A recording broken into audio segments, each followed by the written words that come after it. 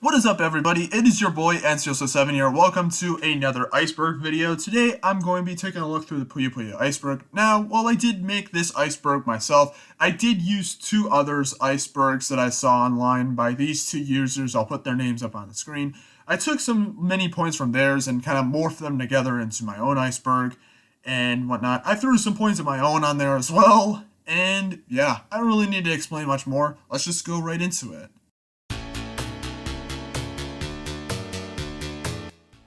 Mean Bean Machine. Dr. Robotnik's Mean Bean Machine was a Sega Genesis and Game Gear game releasing in 1993, as well as a port to the Sega Master System in 1994. This was basically just a reskin of Puyo Puyo, but with a Sonic reskin. This was based more so on the adventures of Sonic the Hedgehog cartoon series that was going on around the same time. This is what most people would know of regarding Puyo Puyo. Even if they never heard of the series itself, they probably at least know or have played Mean Bean Machine, so that's why it's this high up here. Puyo Puyo Tetris is another game that most people would probably know of. While initially releasing in 2014 for basically every system including 3DS, PS3, and Wii U in Japan, eventually a localization of this game would happen in 2017 for both the Switch and PlayStation 4 and PC later down the road. And possibly the biggest crossover the series has ever had, combining both Puyo Puyo and Tetris gameplay together. And even better is that one person could be playing Puyo Puyo and another could be playing Tetris, and the goals would basically be the exact same.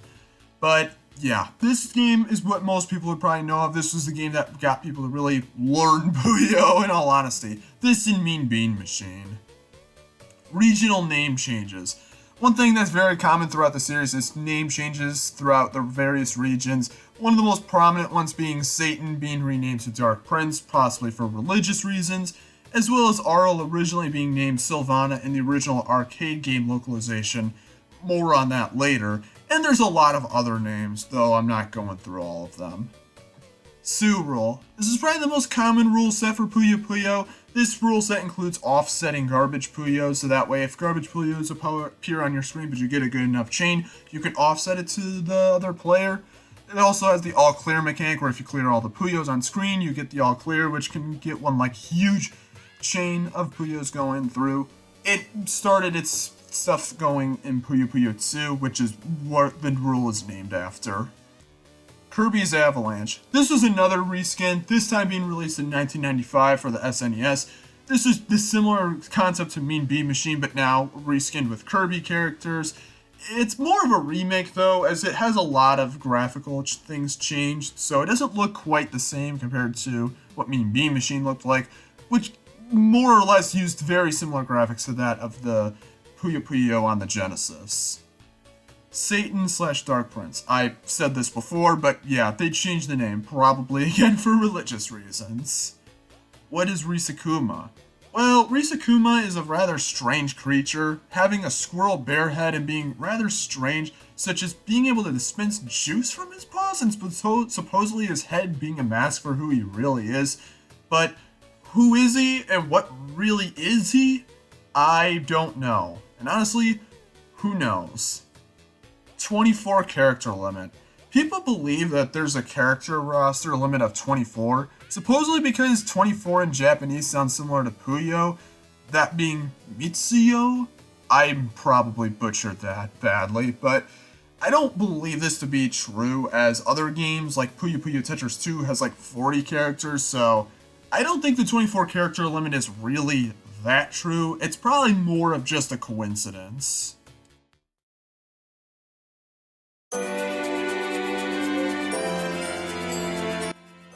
Mado Monogatari. This is the series that Puyo Puyo was based off of, where most of the characters came from, such as Arl, Rulu, Shezo, and Satan. This series was started in 1989 and is pretty much just a dungeon crawling series, most of the games being released on the MSX2 and PC98, and all being Japan only games. And yeah, if you don't know what the MSX2 and PC98 are, they're like Japanese computers. I don't know, I didn't do that much research into those. Lagnus' curse. While he is 17 years old, he has a curse on him that transforms him into a 10-year-old, and the only way for him to actually get back to being 17 years old is to gain experience. he's more of a comic relief character, to the point where his birthday is on April 1st. So yeah, his life is basically a complete joke, which is pretty sad to think about. Crossovers. The series has had crossovers with many other series, such as Sonic, Yakuza, Hatsune Miku, Hello Kitty, Evangelion, Persona, and many, many more. A lot of them happen in Puyo Puyo Quest, which is a mobile Puyo Puyo game that has like gacha stuff in there, so they have like events in there that has like new designs and whatnot based on other series, and like there's so many more. Like that's just scratching the surface of all the crossovers. Puyo Puyo arcade localization. Okay, so this is a bit of a beefy one, so here we go. So the original Puyo Puyo from 1992 actually had an arcade version that actually does have an English version that was developed back in the day, being the localization of the arcade version, though it didn't seem to ever release, as I can't find any pictures of a cabinet, though it is believed that it was soft launched in Europe, but again, no cabinets I could find. Though the ROM itself was found and was dumped online, many people wondering if it was actually a bootleg or not because it had very strange stuff, such as having character name changes like Arl Sylvana that I mentioned before. Though it wasn't a reskin, it was actually an actual localization of the original game with all the original characters. Though it even had some weirder stuff like different sound effects, but then again, nobody really knew if it was a bootleg or not until it was eventually officially re-released on the Nintendo Switch as Sega Ages Puyo Puyo in 2019, proving that it was actually an official creation, which is pretty cool. Fever rules. Basically, this just refers to the rule set that's in the Puyo Pop Fever games. This rule set is kind of different as it features a countdown that, when eventually reached through popping Puyos, eventually gives you many preset chains to clear to get massive chains to destroy the opponents. That's pretty much it. You can use this rule set in Puyo Puyo Champions, so yeah. Not much else to say. Anime shorts. There were several animated shorts that were made back in the late 90s of the Puyo Puyo series, all of which can be seen on YouTube, and some of them were actually kind of funny, such as Harpy teaching Surly how to sing better, except not really, and Shizo trying to find his sword. They're all really funny, and might I say, they're actually animated pretty well, in all honesty. Like, it honestly makes me wish that they make a Puyo Puyo anime, but the chances of that happening are probably never. ARS. This refers to a naming rule in the series where the three main protagonists must either have an A, R, and S at the start of their name, such as Arl, Rulu, and Shizo for the Mado era cast, and Amity, Rafina, and Sig from the Fever era. So yeah, that's kind of something that happens. I'm assuming it probably has to do with the Mado Monogatari game ARS. Maybe it has something to do with that, I'm not 100% sure. 1991 version. So while I mentioned before that the first Puyo Puyo game was released in 1992, that's actually not true, as in 1991, there was actually another version of Puyo Puyo, this one being released on MSX2 in the Famicom Disk System, though a Famicom cartridge would be released later. This version is pretty different from the 1992 version, as it doesn't revolve around beating opponents, but instead just completing missions, popping the Puyos in various ways. A lot less competitive based than what the series was really known for at the time. Shizo decapitated. In Monogatari 2, at one point in the game, Arl decapitates Shizo, which is kind of a bit of a meme. This is only in the PC 98 version of the game, but yeah, it's a thing. It's more so about Monogatari, which I don't know very much about, so yeah, kind of moving on. Not So Puyo. This is the first true spin-off of Puyo Puyo, being released on the Game Gear in 1993. It's very similar to the 1991 version of Puyo Puyo that I mentioned like 5 seconds ago, being more of a mission-structured game and not really having any competitive gameplay or anything like that. This series would eventually get more installments on both the Game Gear and the Super Famicom, so yeah, that's a thing. Maguro's Beauty Bean. So, have you ever wondered why you can't see Maguro's eyes at all? Well, apparently it's said that his eyes can infatuate everyone, as they apparently are considered beautiful, which is mentioned in 20th anniversary, so I guess never get a look at Maguro's eyes, because apparently they might make you fall into some sort of trance of some sort. Versus Puyo Puyo Sun.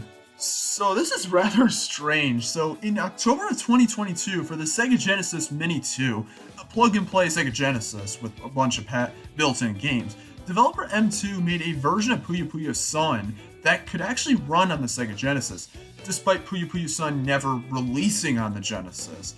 Though, because of the lack of time, they were only able to port the multiplayer mode because they didn't have enough time to finish the single-player mode.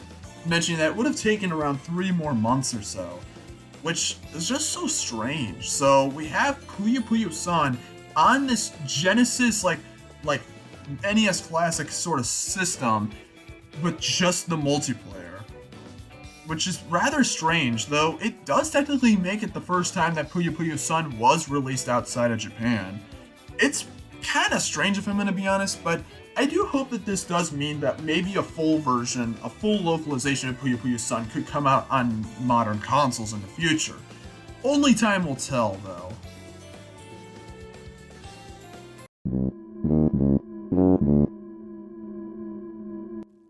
Puyo Puyo Versus. This is a fan game that was made in 2009 that was basically how most people in the West would play Puyo Puyo for a while, specifically online, as this would be the first Puyo Puyo game that most people would play online, which wouldn't happen in the series officially until Puyo Puyo Tetris.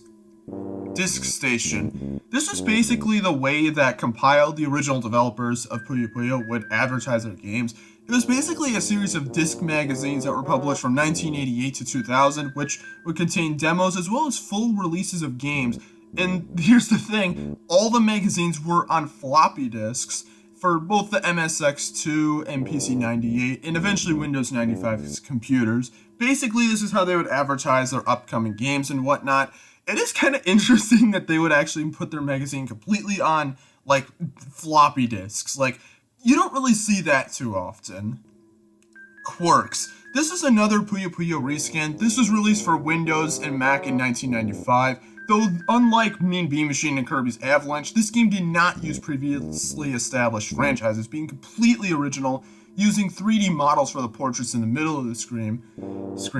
And this game was actually made by Alexei Pajitnov. I'm sorry if I butchered that. Who, if you don't know his name, he's basically the guy who created Tetris. Compile's bankruptcy. So I'm sure most people probably know about this, but Compile, like I said before, was the original creators of Puyo Puyo and made quite a bit of money off of the first 2 games, especially Puyo Puyo Su. However, later in the 1990s, they didn't make the best decisions, like delaying Waku Waku Puyo Puyo Dungeon, making software that didn't really get anywhere, and amassing a lot of debt. Eventually, the rights to the series were in Sega's hands, though Compile could still make games in the series until mid-2002, though they weren't able to make it, and they eventually filed for bankruptcy in late 2003, though their legacy would live on through other companies such as Compile Heart. 6th Puyo color. Normally you play Puyo Puyo with 4 colors or 5 colors, though at one point in time for the original game, you would have actually had 6 colors. In the original 1991 release, there was a 6th color, which would have been teal. However, this was the only time that this 6th Puyo was ever included, though it was planned for the arcade version of the 1992 Puyo Puyo game, as it can be found in the files and then some prototype footage for the Genesis. McDonald's plays Puyo Puyo. This isn't really anything too serious. This is just a funny tweet McDonald's made in response to someone asking if they play Puyo, to which case that is the case. This is just kind of funny, honestly. Excluded characters from Puyo Puyo Champions. Puyo Puyo Champions had several characters from the Fever era that weren't present, such as Lemris, Feli, Klug, and Liddell, and also Ekolo from the Puyo Puyo 7. I'm not really sure why it's the case they got scrapped, though it's probably just because of the quest characters that they added instead. I'm not completely sure, though. Puzzlo Kids. So this is really strange, but if you play the Game Gear version of Puyo Puyo on a non-Japanese Game Gear, the title will be changed to Puzzle Kids, as well as being completely translated in English, which is very strange because it's technically a localization, though it was never released in the US. It was more of just an Easter egg within the game, which is rather strange. Maybe Compile was planning to do more localizations of the series. Novels/manga. There's been several light novels that have been made in Japan throughout the 2010s that involve pretty strange stories, like in Satan's Space Amusement Park, where he and Echo make this amusement park for RL, Amity, and Ringo, though they can't leave. And in Sig's Secret, where Amity's in charge of some project that ends up with a lot of chaos ensuing due to her ambitions. It's some very strange stuff in those books. I've never read any of them myself, but I'd assume they're good. Puyo Pop Fever for Coma. I'm gonna be honest, I don't know too much about this, but from what I could find, it's some sort of comic that, apparently For Coma is a comic where a joke has to be told within 4 panels, and honestly, I couldn't really find much besides, this picture. That's pretty much all I could find. Ekolo's Amnesia. If you don't know, the main villain of Puyo Puyo 7 was Ekolo, who was doing some naughty stuff, though in the later games he would act much more silly than he used to in that original game, which made some people believe that maybe he doesn't actually remember what his role is in the story, and maybe that's the case, or he's just kind of another dumb character.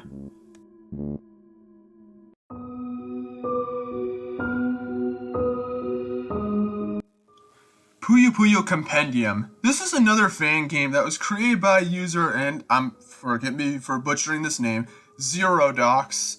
This was made in 2008 using very similar gameplay to Puyo Pop Fever, though containing several other modes, as well as being able to actually make custom characters for the game. I haven't played it myself, but I'm assuming that the game's pretty solid. The significance of Ringo's apple.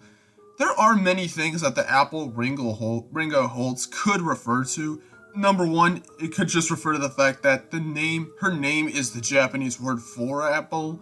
Number two, it is stated that she carries the apple to remind her of her grandmother. And C, her parents do own a food store. It's one of those three, or all of them. Cheat codes. There's been several cheat codes that existed throughout the entire series, one of the most prominent being unlocking all the characters, which can be done in several games, but I'll only go over the code for Puyo Puyo Tetris, where on the title screen, if you hold L and R and then press up, down, right, left, X, B, Y, Y, you can actually unlock all the characters just like that. Cranky Food Friends. This is a mobile game made in 2015 by Sega, which is basically another reskin of Puyo Puyo, this time having gameplay similar to Puyo Puyo Quest, though it would be shut down in 2016 after lots of backlash from fans, disliking that Sega wasn't properly bringing Puyo Puyo over without the reskin sort of thing, which, fair enough, they didn't really need to reskin it again. Old plushies. There isn't really too much to say on this, but several plushies of the characters were made, of the Mado era characters were made during the 90s. This was back when Compile was milking the hell out of the series, so yeah. They exist. Offsetting in Puyo 1. In Super Puyo Puyo, by using cheats and going to the options menu, you can actually toggle the ability to neutralize or offset the garbage Puyo's back, which is kind of strange because offsetting is mostly known to be introduced in Puyo Puyo 2, which is the biggest mechanic, so it's kind of strange to see it in the first game, albeit under cheat codes. Puyo Puyo 39. So in both Project Mirai 2 and Project Mirai DX, there was a mini-game that was added that was basically just a stripped-down version of Puyo Puyo, keeping the gameplay of Puyo Puyo 2, while using characters from the Project Mirai series like Hatsune and Miku. I've never played them myself, at least these two games, but I'd assume it's probably pretty good. Puyo Puyo Toilet Paper. Yes, this does actually exist. Again, like I said before, this is back when Compile was milking the series pretty dry, so we have stuff like this. Puyo Puyo Stage Play. Puyo Puyo On Stage was a stage production that happened during May of 2015 that was basically just a play that followed the main trio finding the white Puyo, which can grant wishes. You can watch the entire thing on YouTube, and also, I should mention this, for the Puyo Puyo battles, they would just use Puyo Puyo Tetris footage to show the battles. So, good job. Concept art. There's been several concept art that has been shown throughout time from the series, such as some art for Puyo Puyo 7 that shows Ringo with characters that I don't remember ever seeing, as well as a wand of some sorts, as well as some sketches for the character selection art in Puyo Puyo Tetris 2. Puyo Kuragashi. This is a canceled Puyo Puyo racing game that was being made for the Sega Saturn, where you would actually roll on top of the large Puyos, though all that really exists for the game are just some art for the game, and it never got released, and it's debated if it ever even entered full development.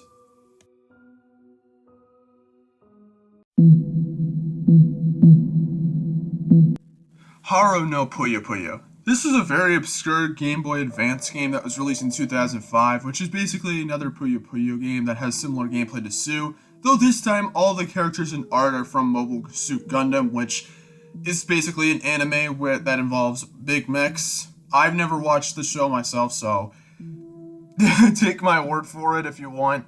But yeah, this is one of the more obscure games in the series. Candy Crisis. This is basically just another clone of Puyo Puyo. This was made for PC and mobile devices. And yeah, it exists. Aro killed God. So I don't really know too much about this, but apparently in Mato Monogatari, Chaotic Final Exam, Aro kills the Phantom God at the end of the game, so yeah, she defeated God or God itself at the end of the game. So I'm not completely sure because this game doesn't really have a lot out there, so I wouldn't really know for sure. Puyo Puyo Slot. This is a very obscure arcade game released in 1994, being pretty similar to other slot machine-based games, though instead of getting like 3 matching slots and whatnot, you would actually try to make chains you'd try to make chains in some way or another, which would determine how well you do, though I don't really know how it works in all honesty, because there's literally like no gameplay at all, or like pictures at all. I could only really find a picture of the title screen. You could tell we're starting to get to the very bottom of this iceberg. N-Gage recolors. So, in the N-Gage version of Puyo Puyo, many characters were recolored, such as Arl and Harpy having green hair now, while Fishman, as I call him, having green skin. There's a lot of other character changes, which is rather strange. I'm not sure if it was just the N-Gage's limitations graphically, or they just decided to change the colors for no reason. I have no idea. Lost mobile games. There are several J2ME mobile games that were made that have been lost to time, such as Puyo Puyo DX, Puyo Pop Fever Habanero, and Puyo Puyo Solitaire, and others that were never backed up online and have been lost to time, with some having very little to no screenshots or info about them. And honestly, it's probably going to stay that way. I'm very certain that these games are never going to be backed up, and more than likely to be lost forever. Type de Puyo Puyo. This is a rather obscure PC game that was released in 2001, which would basically be similar to other typing games like Mario Teaches Typing, teaching you how to type, with many of the assets being reused from Puyo Puyo Sun, though there are a few new sprites for this specific game.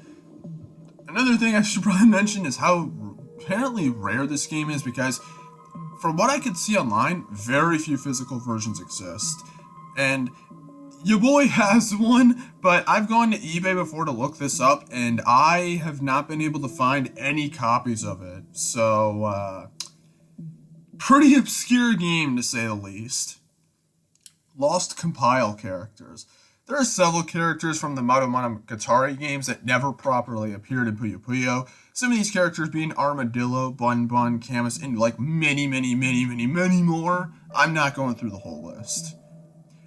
Other Disc Station games. There were other games that were included in Disc Station magazine, since again it was meant to advertise Compile as a whole, not just Puyo Puyo. Some of these games included Banana Squash, which was basically an Arkanoid clone, Carbuncle P, which is a game where you collect apples, and Comet Summoner, which is basically just a side-scrolling shoot-'em-up, and plenty of other games. Unfortunately, most of these games probably aren't going to be the easiest to track down, since they were only really released on floppy disks that may or may not work anymore. So, good luck if you want to try and play some of these games.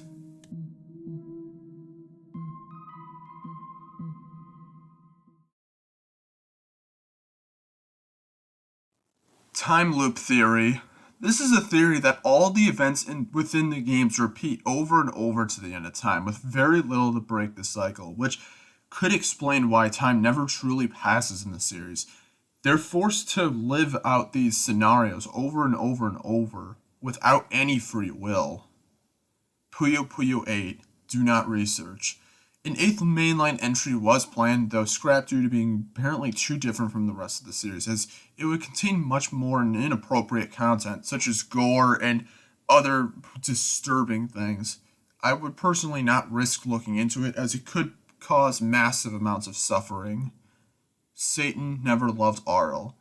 Satan doesn't love Earl, but is merely saying so for his own agenda. While it's not known, it's believed that it could be ridiculously dangerous. Ringo's dark backstory. Several leaked documents related to early Puyo Puyo 7 development depict Ringo having a much darker story, being involved in cults and satanic rituals while also living in the 10th ring of hell, explaining why she has the forbidden fruit. This would eventually be scrapped for the final version, as it was deemed a little too different, but it does make some wonder what Puyo Puyo could be like if all these changes were actually made and actually canon. And that was the Puyo Puyo Iceberg Explained. So I hope you guys enjoyed this video. It took a little longer to get this out, but I still think that the video is pretty solid. Hopefully you learned something new. Again, at the end of these, I'm always like, please learn something new, because that's kind of that's what I like about Iceberg videos, is kind of learning something that you didn't know before, and I'm very sure you probably did, because some of those, the lower layers definitely had a lot more obscure stuff. I mean, this series isn't even that well known in the first place, so you're definitely bound to learn something. And if I did miss some things, because I'm very sure I missed some things, let me know in the comment section any points that you think should have been on the iceberg, because maybe in the future I'll make a part 2 and I'll include those as well as some other stuff. I'm not sure. Honestly, I don't even know what the next iceberg is going to be, but we'll just kind of wait and see, because 2023 is going to be one hell of a year. It's going to be pretty different, but more on that in a future video. But anyways, thanks for watching. Make sure to hit the like button and subscribe if you're brand new, and if you like Puyo Puyo content, consider checking out my Puyo Puyo unboxing playlist, where I unbox all the mainline and side games in the series. And yeah, so I will see you guys next time. Peace out and take care.